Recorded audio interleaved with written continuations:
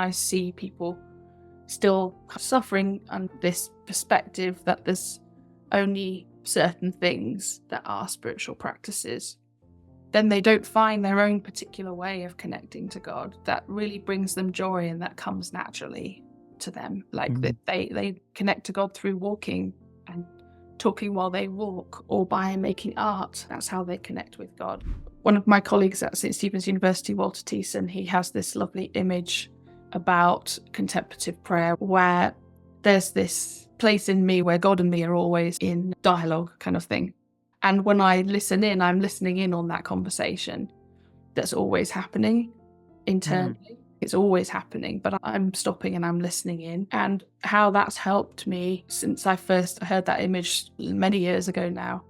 It took the pressure off for me of having to decide whether what I was hearing is this me? Is this God? Hello. Welcome to the Inherent Identity podcast.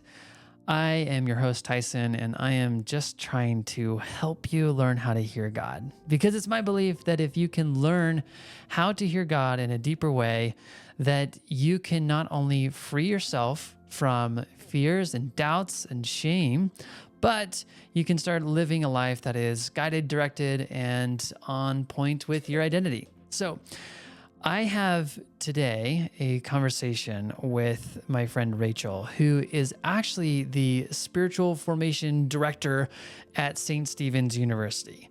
Every single semester, she is walking students through exercises of contemplative prayer or listening prayer, just different ways of approaching our communication with God. And you know how there are those times and those little insights that can change everything for you? Well, there's a couple of those insights within this episode that I really want you to capture. Before we dive in, we did start off with a prayer. I'm not including it within this episode, but you're going to kind of hop in right after we had said this prayer and some of her insights gained from it. So without further ado, let's dive into this conversation that I have with Rachael. There's a teaching about spiritual poverty that I've been really loving recently, what spiritual poverty is, calling it the grace of empty hands, and this beautiful sense of being poor in spirit, being both an acknowledgement of my need for God, my nothingness without God, and an offering of everything I am in my uniqueness to God. The hands are empty because they're empty, and they're empty because they've given everything away that they've been given. Let's start with this spiritual poverty. Maybe you can explain more about what you've learned concerning the grace of empty hands. I think it was because of the feeling of you have everything you need for this conversation, that reassurance from God for me, because of my openness to God and my knowing what I don't have as well as what I do have, that funny paradox. And that's what I love about this idea of spiritual poverty as being both an acknowledgement of what I don't have on my own, my need for God, but also there is a uniqueness about each of us. So there's a uniqueness about me. There's stuff I've been given to offer the world. That's part of true spiritual poverty, which I suppose you could say another word for it is humility. That true humility not being, oh, I'm a worm or something, but I am who I am because of God and in God, and I can't exist separate from God. In that union with God, I have unique gifts that are mine to give. That's what true humility is. I love the concept of open hands and the way you described it, mainly because to me, it is not only a reception, a willingness to receive, which I find we're not very good at doing. And then in connection with that, the giving aspect. Yes. Yeah. Right. You had said that. So it's both a reception and a giving. And I think that combination of what these open hands mean is really important. Receiving and giving. One of my daily practices is centering prayer in terms of a silent time with God. Yeah. 20 minutes saying yes to God in silence. And recently a new way of seeing it came to me, which I really like. Almost like I'm plugging myself in like a battery in that time. But the feeling I had when the image came to me was I'm both offering myself to God in that moment, and I'm receiving and being energized. And it's both and. It's not one or other. So, so even if you were to share the practical aspect of you, like you wake up and then do you immediately enter into a space of prayer or No, I usually have my cup of Earl Grey tea there you first go. thing, and I might do Wordle and the New York Times mini crossword. There you go. And sometimes that feels like a good thing to do. Sometimes I think, no, the phone needs to stay away for a little while. Like it goes back and forth. Yeah.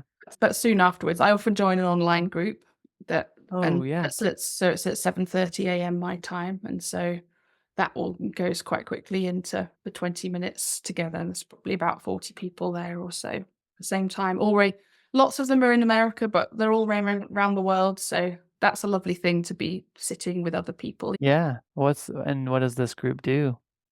It's through a website called Meditation Chapel. It's lovely. And there's all sorts of different groups that join on it, but this group starts with centering prayer, 20 minutes, and there's like about 20 or so people that help facilitate it different days.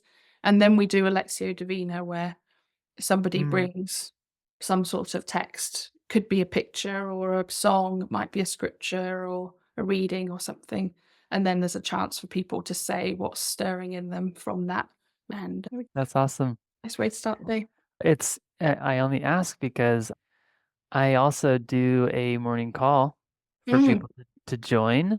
yeah. It would be 8 o'clock your time, and it's similar in the sense there's meditation, prayer, a space for people to just journal and have their own quiet time with the Oh, Lord. And then we get out into breakout rooms and allow people to just connect and share with one another. wow, So, perfect. yeah, That's so similar kind nice. of format. So I love that. Yeah. In your experience, as you Mhm. just sit in quiet time with the Lord, whether you join a meditation group or whatnot, Mm. are there questions that you're just bringing to the Lord, or are you just saying, here's what's on my heart today, here's what's on my mind? And is there journaling involved? What does it look like for you? Not in that practice. Other journaling has been really important to me since I was about 18 as a Mm-hmm. spiritual practice, and a sense of listening to God as I write and as I process. Sometimes directly asking a question and writing, but more often than not, like a kind of an internal listening. That is, one of my colleagues at St. Stephen's University, Walter Thiessen, he has this lovely image about contemplative prayer where there's this place in me where God and me are always in dialogue kind of thing. And when I listen in, I'm listening in on that conversation that's always happening Mm, internally. It's always happening, but I'm stopping and I'm listening in. And how that's helped me since I first heard that image many years ago now, it took the pressure off for me of having to decide whether what I was hearing was, is this me? Is this God? That was too much pressure for me and shut things down sometimes. When I listen internally, I feel like I am seeking God's wisdom. I'm not just wanting to rehearse my same old thoughts about everything. I'm wanting new thoughts, God's thoughts. But I feel like to listen in on my own, both my own realizations and God, the way God's wisdom comes through my own realizations. I like that image of listening in on an inner dialogue. And that okay, so afterwards, maybe I can step back and be like, oh, what really feels like, wow, that has some, that is emotional. That feels like such a new, surprising thought that it really feels like God. so just to be clear, your friend, he talks about it as though at all times, there's Mm, this conversation going on between you and God. You yes. just don't know it because you're not tuning in. You're just Yes. not conscious of the conversation going on. You guys are always you're just with each other. And to me, I love to just imagine a friend like experience with the Lord. Like when you're talking with friends, when you're with him, it's just peaceful and fun. And Mhm, so always going on, there's conversation. And when you enter into a place of contemplation or just opening the mhm, door, tuning the radio to listen, oh, mhm. so this is what he's saying. Yes. This is what we're talking about. What are we going to talk about? Oh, that's a really cool image. Mhm. Is there anything that, as you go into that, if we were to just like slow motion your experience into that, is there Because for me, as I imagine it, there's almost the question like, what's being talked about? What's going on here? For you, as you tune in, what is that experience like for you? Do you mean what helps me enter that Yeah. experience? Is that what you mean? If you were to just walk me through, if I had a video camera into your mind and into your hearts, what would it look like? So here's Rachel. She sits Mhm, down, she mhm, closes her eyes, she breathes a little bit, and then what does she see? mhm, What does she imagine? mm. What does she hear? Are there questions that she asks? Does that make sense? Yeah. Yes. It almost feels to me like having a practice of journaling that is a spiritual practice is a way of listening both to myself and to God. It's like the journal or the space of journaling has a kind of atmosphere that it's a path that you know that you can get onto and walk down, or it has a particular feel about it. When you're praying at the start, for it to be a place of safety. Like that's one thing is like over the years, that space becoming so safe and honest that Mm. there's nothing I can't say. I'm being really honest with myself about what's really going on for me, what's bothering me, what I don't understand, things that I don't like about how I'm feeling or acting at that time, that I'm going to be completely honest about everything, both with myself and with God. It feels so safe to do that because I know that everything about me is loved and accepted. And I have experienced over the years that when I am honest like that and I show up as my real self, really open to whatever God has for me, then I don't stay in the difficult place where I was. Something else happens, things shift inside me. So I don't think I have a particular way in terms of a prayer or a question. It's more like an attitude of honesty and openness and trust and curiosity that I'm bringing to Yeah. it. And that looks different at different times, how I might do that. Yeah. Yeah. No, that's helpful because what I loved in what you said, it's as though the journal itself becomes a safe space. And I love the idea of walking into safety and even the idea of the moment my pen touches the paper, or the moment I open this notepad or whatever I'm typing into, whatever your way of entering it, it's like the moment I do that, I am entering into a place of safety and I am engaging in the conversation that's already going on. It's That's always been there. It's always being communicated because the Lord knows our needs at all times. And now I'm just going to enter into this space mm, to be able to act as the voice. mm. Is that more so where it's just like I'm observing and watching the conversation happen? For you, what's it been like? There are times when I will ask a question and I write down as if God was speaking. Sometimes that's been really helpful to me. It feels like the exception, though, like it's not my normal way of doing Yeah. it. Yeah. Sometimes I'm journaling away, and then I just have this feeling of this is what God would be says in response to me, and I write it down in those words. But the times when I just write like that almost feel like a special grace or something to write something that feels truer than I know how to write. So normally, what it looks like is me processing my own questions and thoughts and what's been happening in a really honest way.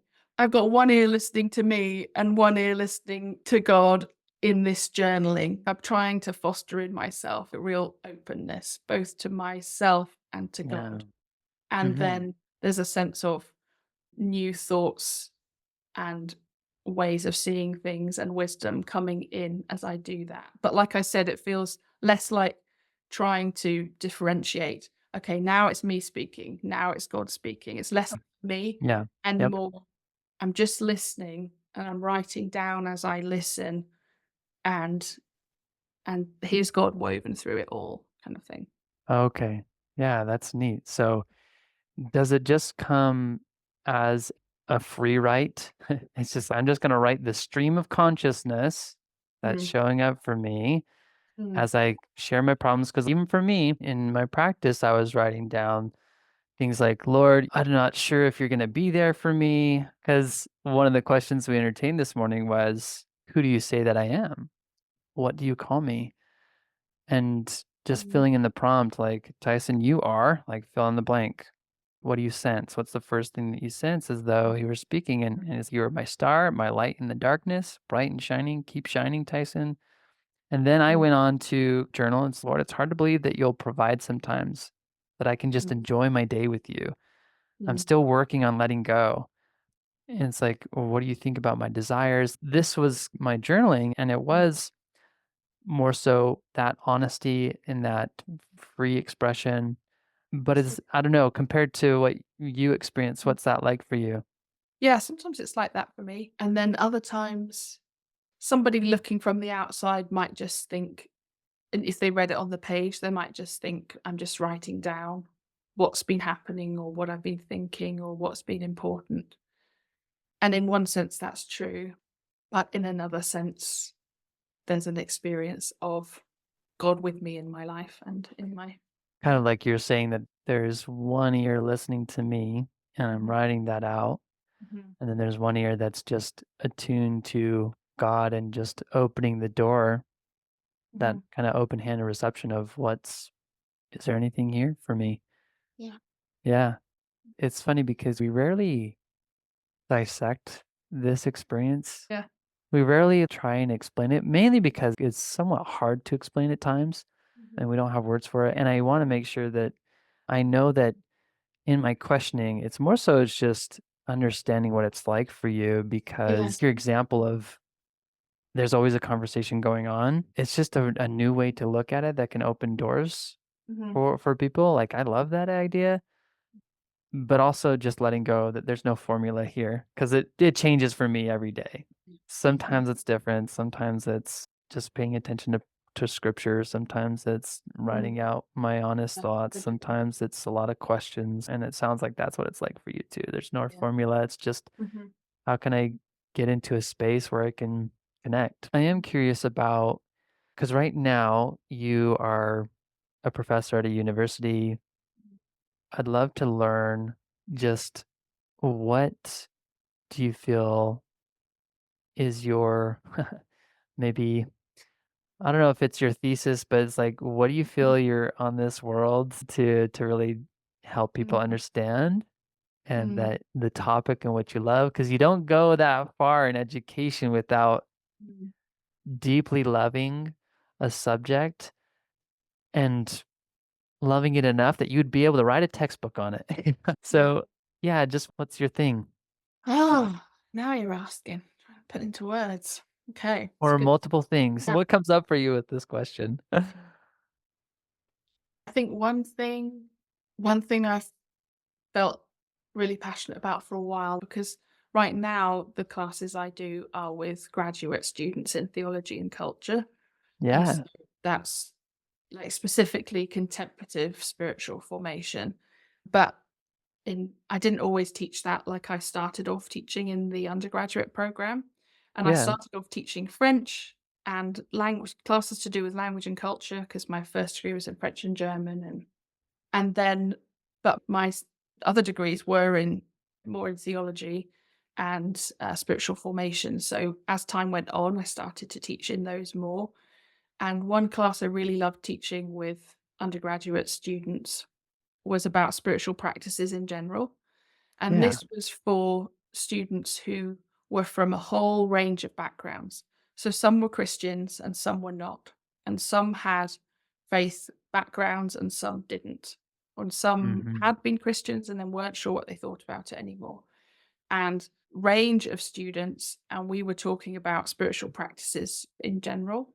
Yeah, And one thing that people found really liberating and that I love helping people see is how spiritual our whole lives are, and yeah, how if you see spirituality as a whole as about connection, like my connection with both myself, other people, the world, and God, or whatever we would call what is beyond, because people would call it something different. What's bigger than us? What's beyond us? Then spiritual practices are whatever connects us, like actually helps us remember that connection and make that connection.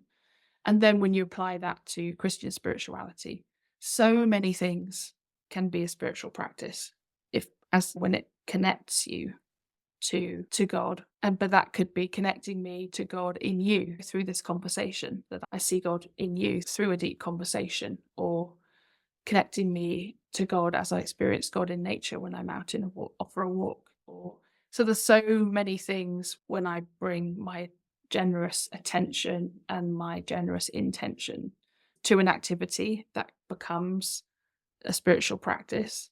And that's one thing I feel really passionate about, because I see people still suffering under this perspective that there's only certain things that are spiritual practices, and that then they don't find their own particular way of connecting to God that really brings them joy and that comes naturally to them. Like Mm. that they connect to God through walking and talking while they walk, or by making art. That's how they connect with God. Like, I think there's so many different ways, and it's through our unique, how we're uniquely created, that comes about. Would you say that the things that just spark joy within us, Mm. that there is a parallel there, or that those are the spiritually connecting Mhm. things?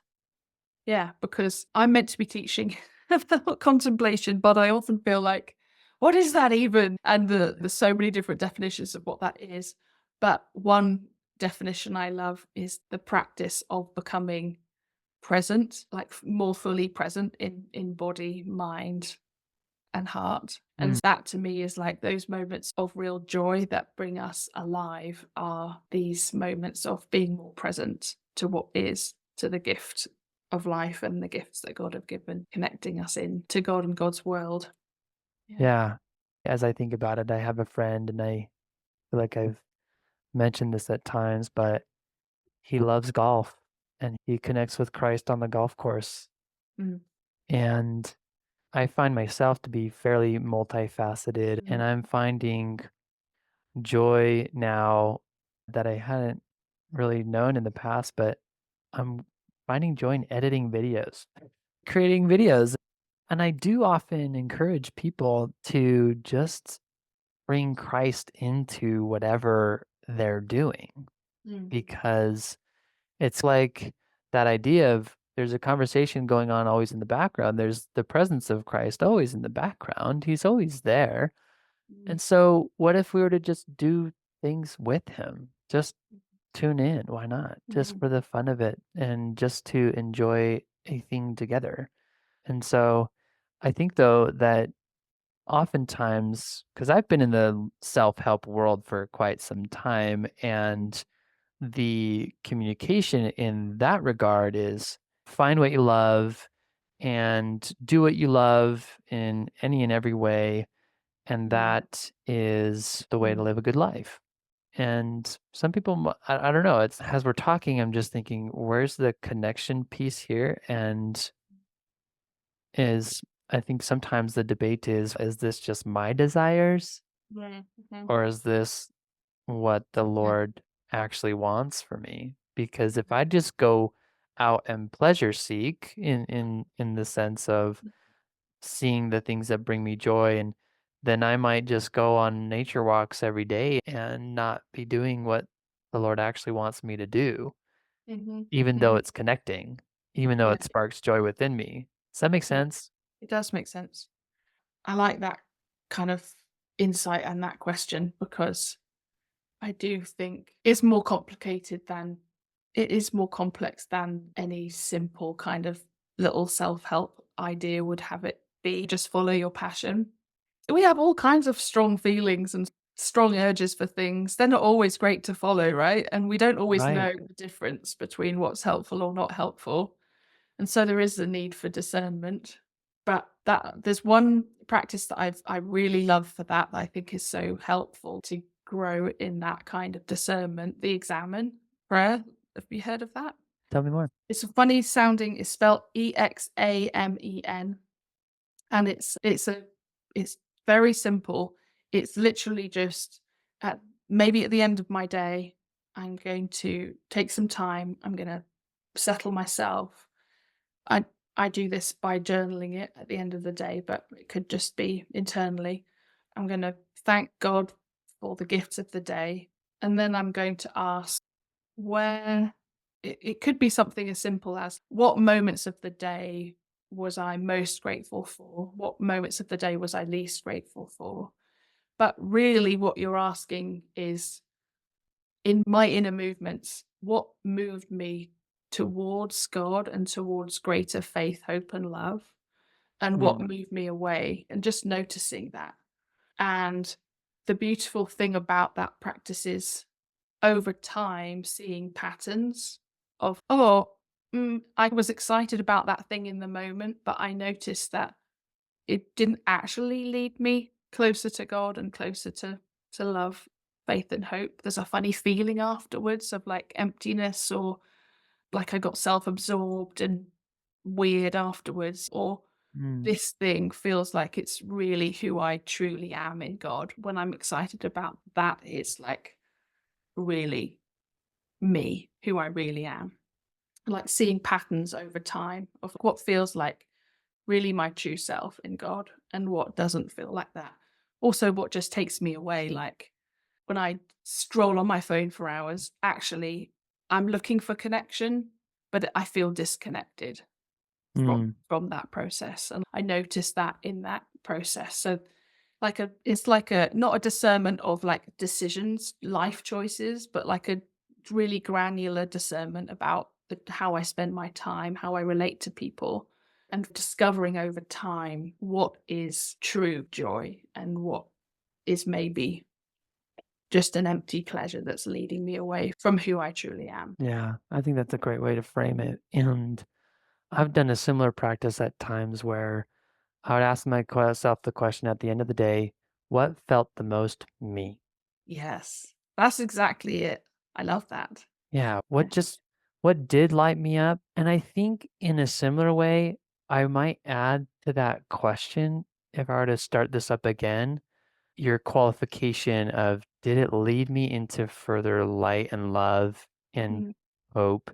Because there could be something that did feel good about me, but to discern, did it draw me closer mhm, to mhm, myself, to other people, or did it separate me in any mhm. way?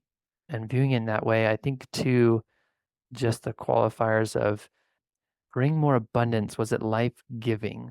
And was it expansive? I think that's more so what we're here for. Because anything that separates us, I think Mhm. that's where we get into our teams. That's when we get into Mhm. hurting one another and hurting ourselves, is anything that just separates us Yeah. from the truth of who we are. Now, you mentioned that you are currently teaching master level students Mm. contemplative prayer and spiritual practices. Could Contemplative you spiritual maybe, formation is the technical name. yeah, could Mhm, you explain what is the goal of that class mm, for your students mhm. and what's the journey that you lead them on? I think partly one of the goals of that class is to support them in their other classes because they're thinking about all sorts of things to do with God and their own faith lives and their own work in the world, like what they're called to. And it's a lot of Mhm. information and a lot of new thoughts. And one of the aims of the program is to really also bring people around the table in the classroom that see things from different points of view and learn to hear each other and Mm, learn from each other, you know? So don't always have to come from the same point of view, theologic or politically or whatever, to be in the same room and be of one heart in wanting to hear each other and get to know God better through each other. But in that process, it's a lot of information. So one of the goals of my class is it's not about more reading or more essay writing or whatever. It's none of that. It's just a listening together to what's God up to in my life through this study, what's going on in me. And so there's often a theme we would have, but it almost feels like the theme isn't as important as just taking some time to breathe and be and listen and then share that with each other, much like you were talking about doing yeah. in your morning thing, share with each other, and then in speaking it out loud and having others witness it, and also in hearing other people, there's this a deepening sense of, oh, this is what's going on in me, this is what God's doing in me, or how God's inviting me forward from that listening, both individually listening through contemplative practices and listening to each other in a small group or a circle. Hey there, I just want to take a quick break to let you know about a morning call that I do called the Receive Experience. Now, Rachel and I were just talking about how important it is to have a community, to have a group of people where you can share your experiences of listening to God, listening to Christ. And when we have other people to kind of confirm what we're hearing and to bounce off of one another and to help us stay within the realms of who is God and what's the nature of God, it is super, super helpful. I also know many people that just say how beneficial it is for them to have someone leading them, guiding them in a listening prayer, contemplative prayer type of experience. So if that's you, if you've ever wanted to try this out, it's a free thing that I do every single morning at 6 a.m. Mountain Time, 8 a.m. Eastern Time. It's something that I have done for the past couple of years because I know that I need it. And the people that come are the kind of people that you want to be around, the people that want to listen. Now, that time in the morning may not work for you, but it does happen every single day, on weekends, on holidays. It's just an everyday opportunity for you to have a deeper prayer experience with the Lord. So I just want to plug that in here right now because it's so relevant. And if you want further information, there is a link in the description of this episode. So let's go ahead and dive back into the conversation with Rachel. So is there things that you introduce to them as principles for the best contemplating? No, I don't think so. No. It's just, guys, you just need to be. Yeah. Stop trying to make this a thing. Yeah. I think I'm thinking about the last residency when, because some students do this purely online. The thing that I felt people get really excited and moved by and stuff last time we did this was just talking about there's no expectations here. There's nothing you're trying to do and no one you're trying to be. And like once when I was on retreat and we were there were particular, like there was we did quite a lot of praying and quite particular ways of praying with the life of Jesus and stuff. It was quite intense. And I noticed, partly from my things I'm still unlearning from my religious background, like a performance anxiety setting in. I got to do this right, this prayer, and something good has got to come out of this. And I was like, I came up with a phrase, and it was no expected outcome and no needed performance. And I wrote it down on a piece of paper. And every time I went to pray, I said that to myself, like, no expected outcome, no needed performance. Just because I know that's how God is with me. Like when I come to prayer, it's not that God has some outcome that God's wanting or wanting me to perform. It's me. I'm putting this on myself. So can I let myself off the hook in that way? And that feels like something that resonated with people on this last residency. They were like, oh yeah, I could tell people were like, yeah, I'm unlearning that too. This sense of when I come to pray and then do some kind of spiritual practice, this better be good. I better do this right, instead of relaxing into it and just being like, I'm welcome here as I am. I don't know what I'm doing. So maybe I'm not going to do it right. And it's just about me and God being together in this moment and just seeing what happens. The pressure's off. That feels like the biggest thing. Is like there's so much unlearning to do. So to be able to be open enough to the surprise that God might want to bring through. When you were speaking, I noticed you might call it a hiccup. I was just like, but doesn't God have expectations for us? Doesn't he want us to do certain things? So to imagine a God that doesn't have that Mm. that goes against my programming. Yes. My growing uppings, yeah. Yeah, totally. Yeah. Yeah. Yes.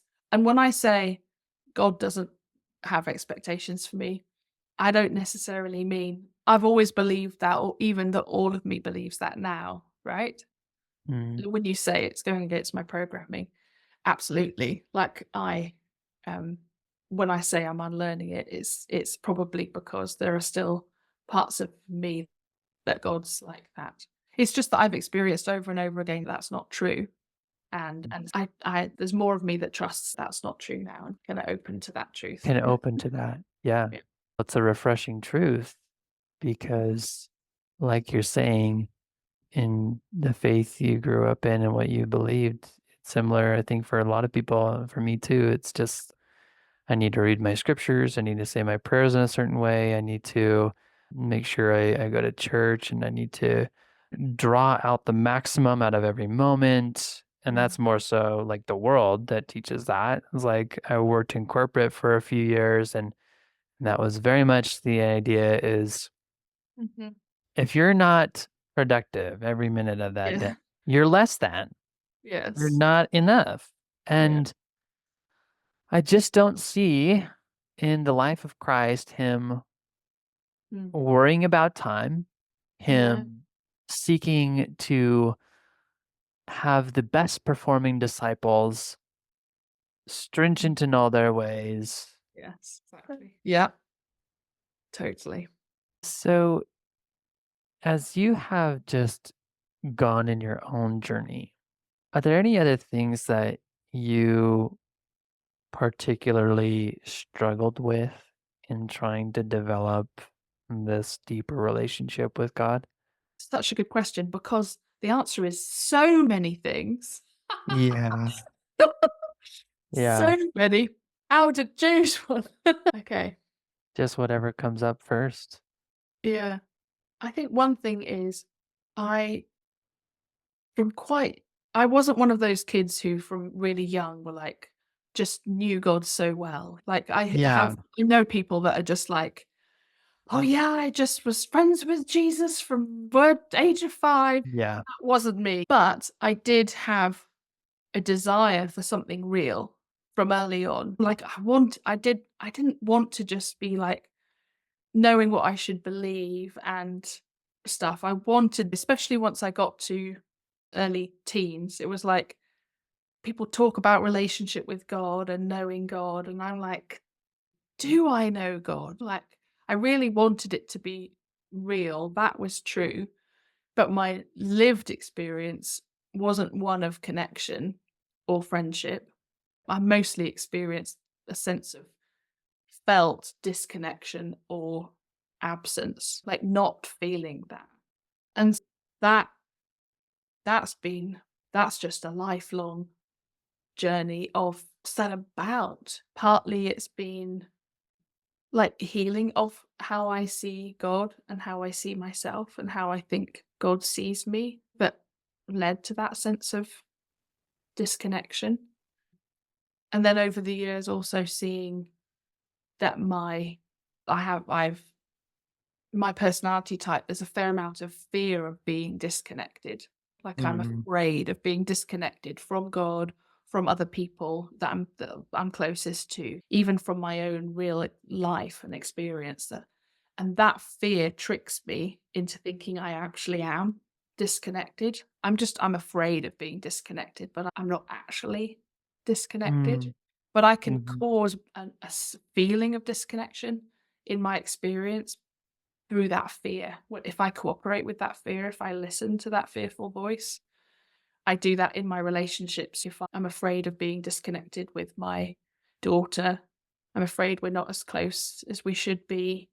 And I then act weirdly around her, like just Mm. trying to force things or withdrawing because I feel like we're not connected. So I don't try as hard. I can actually Yeah. show up. So I create the very thing I'm afraid of. And I can do that with God too, like feeling like I'm disconnected, but then creating it because I feel it, because I fear it.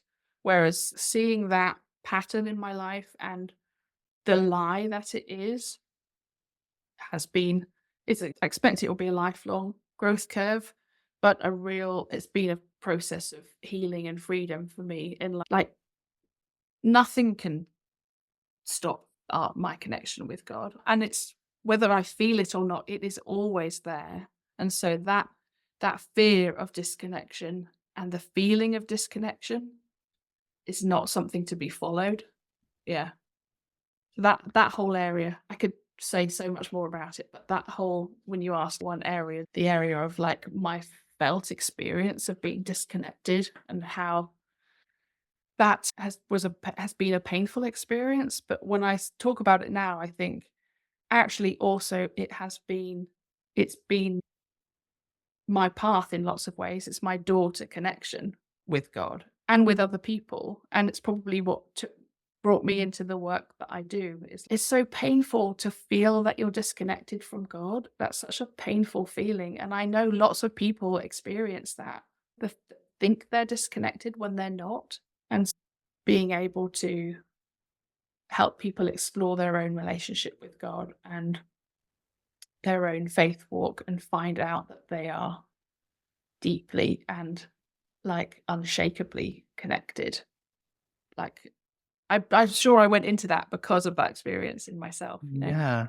Mm. If a student were to come to you and they genuinely feel disconnected, like I've Mhm. got people that I've met and it's apparent that they just struggle to be able to hear and to feel connected. Mhm. Like, where do you go with them? I think a big part is being heard by another human. I think that was a big part for me was Hmm. it was both painful and then it became shameful because I felt like I shouldn't be feeling like that because Right. you were meant to be so close to God, blah, blah, blah. And something was wrong if you weren't. And so it gets locked away in the shadows, like where you can't even see it yourself. And so for me, like to start to speak with a spiritual director is how it was for me. I bet with anybody that you can actually honestly talk about your faith experience with. It was her listening and accepting my experience so that I felt safe and could be more honest about it. It was like I needed her to mirror to me God's love and presence Hmm. of me. That was one of the things that started to heal it. Like one that could come out of the shadows in me. This is what is painful, and this is what I'm afraid of, and this is what I feel ashamed of. And like it comes out, it's into the light of another person's presence, and but also then in so doing into the light of Christ, into the light of God's love, and find, oh, I'm not on my own. Like someone is a human, but it's also more than this human is with me in this experience. That's what I feel is most needed is just often if that's that person's experience, then they just need to have someone be present to that experience and say, Yeah. I know that sucks. That's really painful. I'm sorry. What's that like for you? And be Mhm. heard. And that seems like that's often the path of finding out you're not as disconnected as you thought you were. You know? Yeah. What I love about that is that it does match very well with most like psychotherapy and life coaching in the sense that Mhm. we're very good at not only just shaming ourselves, but at resisting our own experience. Yeah. Yeah. And so to struggle with something, and Mhm. because our faith or whatever we grow up in tells us that if you struggle with something, there's something wrong with you, or we just naturally make that connection Yeah. that this should be working, it's not, so therefore I'm the problem. Yeah. And it means I'm flawed in some way. That Mhm. to be able to hear someone and to hold space for that kind of person Yeah. in their struggle, to let them know that they're not alone, Mhm. you are normal, it's a human thing. I think that just opens the door Yeah. to receiving. Honestly, it opens the door because I have found that those emotions, that resistance, that shame, it does in a way act as a wall. Yeah. And I don't know if that's what you've found, but that's Mhm. been my experience is that Definitely. those Mhm. things act as a wall Mhm. to us really just being present with a loving Yeah. God. I love the thought. I That's exactly how I would express it. And when you say it's like a wall, I love the thought, the image of, and I love this because I feel like it's my experience. It has been my experience over the years that what feels like a wall, like this shame or this whatever it is, this fear feels like this wall between me and God actually becomes like this massive open door Mhm. to God when I don't resist it, like you're saying. 'Cause I don't Yeah. it's my own experience, but I'm like, I really face this wall. The pain of it, that sucks. And find out I'm not alone in that. Yeah. It's What's funny is that as you just described that image, what came to my mind was actually, I think what's always going on is we might imagine that there's this wall and Christ is standing right beside us. That's a pretty big wall, isn't it? Mhm. It's we think the thing that's disconnecting us from him that he's on the other side, but he just wow, yeah. Look at that. Yeah, That's wow. interesting. Oh, yeah, That's a big wall. What yeah. if we turned it into a door? And then there's that scripture of just like I stand at the door and knock. And sometimes we think Christ isn't the only way in which I can have access to him is if I open that door. Mm, mhm, But really he's also on the inside. He's just like, when do you think we should open this door? Because if it's similar to what you mentioned, that there's already a conversation going on. mhm, It's like God wants to meet you where you're at. He wants to talk to you about the thing that you feel you're flawed in. mhm, He just wants to be that mhm. witness to whatever you're going through, Yeah, that compassionate witness. So, yeah, that was just a funny image that I like maybe. that. It reminds me of this semester in the online cohort for the contemplative class. We took as our theme contemplation and the inner room. So like Jesus teaching of like when you pray, go into the inner room, shut the door, and Mm, pray to your Father who sees in secret. And taking the inner room as a metaphor for this place where we are in yeah, constant union and dialogue with God, even if we don't always notice it or hear it or see it. And so people had such fun playing with that image of the inner room and like closing the door. What does that mean? But also maybe sometimes we want to keep the door open. What does that mean? And then the image that I was thinking of, the experience that somebody had that I was thinking of when you were talking about Jesus looking at the wall with you, or somebody having a prayer experience where they're like really trying to enter this inner room to be with Jesus, not managing to. And when they sat down in their imagination, just okay, it's not working. I'm going to have to sit outside this inner room then. I guess I'm outside.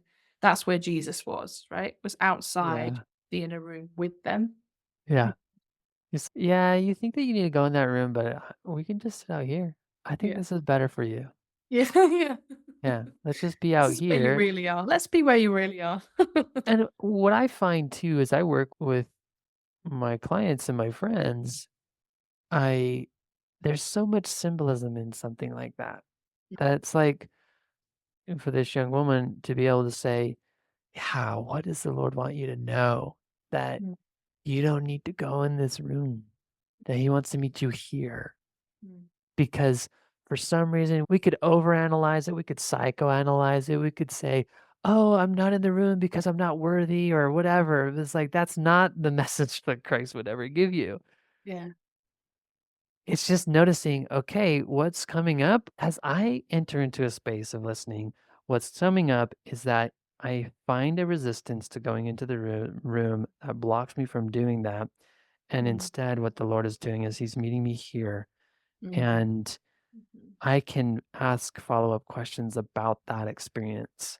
And the Mhm. Lord can open my mind to what He's wanting me to know now. So it's just the whole individualization that the Yeah. Lord wants to offer us, and how easy we like to make it a rule that we got to Yeah. get in the room. We got to tear down the wall. That's Get if over there's a wall, we got to break it down. it. Or we can just look at it.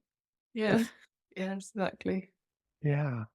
Is there anything else that you would invite someone to do if they are seeking a deeper connection with God and just really struggling with it? One thing that comes up for me is something that met me and helped me in this space of I really want to have a deeper felt experience of connection to God, and it's difficult. Like it's not happening. I'm not getting there. Yeah. The thing that met me in that place often was this: what if God wants it even more than you do? No, I think that's a thought or a question worth sitting with. That space. Yeah. What if God wants to connect with you more than you want to connect with Him? Mhm. I don't know if you'd be open, but I just want to offer another prayer here just to see if Mhm. there's anything more that Mhm. would be helpful to share or Mhm. questions to ask, Yeah, and then to give ourselves a moment to listen. If that's okay. that would be Yeah. great. Father, we just want to recognize thy presence here and just the joy that it's been to for Rachel and I to talk about these beautiful things and to just witness who you are in all of it. And Lord, we just want to take a moment to ponder. Is there anything else that you want us to talk about? And maybe Rachel, without a formal ending, is there anything that you sensed? Well, I was realizing that I'd never actually answered your question about centering prayer because I went on to talk about journaling. Oh, yeah. But I was thinking I can just tell you what that is. When I'm in centering prayer, which is silent prayer rather than prayer that engages thoughts and feelings like journaling would, Yeah. to letting go of all of them. And the heart of it is just saying yes to God's action and presence inside me. That's the heart of it. But I was thinking of it like it's like the companionable silence when friends have said everything they want to say to each other. We're so safe together, and we've had so much fun talking about everything. It was really important what we've talked about, and now we can just be together without any words. But I feel like there's also a place for literally just a letting go of all images of God and words about God and everything, just like Yeah. letting all go, because none of them will do God justice anyway. Even the truest ones are not true enough to Mm. describe who God really is, the greatness of who God truly is. And so letting them all go is another way of seeing that. In my experience over the last few years, there's a different kind of healing that I think comes from me just saying, I'm just going to be in silence and I'm not even going to entertain my best thoughts about God. There's another time for that. I might take up my journal later, but in this moment, not even that is going to come into this. I'm going to let that go as well and just be here silently, companionable silence, just being together. That's also a path for healing of our images of God because God's there doing God's healing work, whether I know it or not. Yeah. So even in the specifics of that, do you put in your mind an image or a visualization of just sitting with God? Or is Mm. it, I'm just going to practice like in meditation where I may have thoughts come up, I just watch them, I let them float away, Yeah. and I'm just going to enter into the space of being and knowing in that space that God is also there. All of that. All of it. Okay. Yes. It could take shape in terms of I Yeah. actually have an image and that might come to mind. Yeah. I'm just in this friendship Mm. communion. But I love what you say just because I remember doing a similar type of practice where I just let go of every label. Like even the things that I feel might define me. Even if you're to just let go the label, I'm a child of God, just let go of that for a moment. Now, when some people would be like, I don't want to let go of that. But when we let go of all of it, every label that we have of God and who he is, and we're just in the presence where you just be here, like you're saying, I have found that space to be uniquely connecting because you're just at presence with all that is. The way centering prayer is often taught is to have a sacred word to help you Oh, okay. come back into that silence, but that you don't think about. So maybe it is Jesus or love. For a long time, my word was yes, because that's what I wanted to say to God, was just saying my yes to God Yeah. in silence. And that acting as a symbol just to come back to help let go, because the thoughts are always going to come over and over again that feel like they really need attention. You need to think about me now. Yeah. Usually the mind needs something to anchor it. So that's Yeah. the way it's often taught. But I now often it is just breathing. It's just returning to awareness of my breath. And I think that is an expression of just by being here, I'm being with you, God. Hey there. I hope that you enjoyed this conversation that I had with Rachel. And I just want to make you aware that if you want to connect with her, you can go to rachelfelicitygrace.com. She has all sorts of resources that share more in depth about all the things that she talked about here in this episode. And she's also on an app called Insight Timer, which is a meditation app where you can actually go through some of her guided meditations, which is super fun. I will link to all the references from this conversation and to her website and anything else that we talked about. I just want to also reconfirm that, hey, if you want to practice, you want to start having a practice of listening prayer, I just want to invite you to the Receive experience that happens every single morning. So if you have not joined, have not experienced it, I want to let you know that I will take care of you. I will be there. I'll help you and make sure that you feel comfortable. And the thing about it is, you come on and pretty much everyone's video is off. And it's just a safe space in which to listen. So you don't have to feel like awkward or anything like that. It's just one of those things that I know as you engage with, you will feel the power of what it means to connect more deeply with God and to actually hear his voice. So if you struggle with that, I just can't emphasize enough to get into some sort of practice, to join some group. I don't really have much else to share, but thank you for listening, and we will talk to you later. Bye.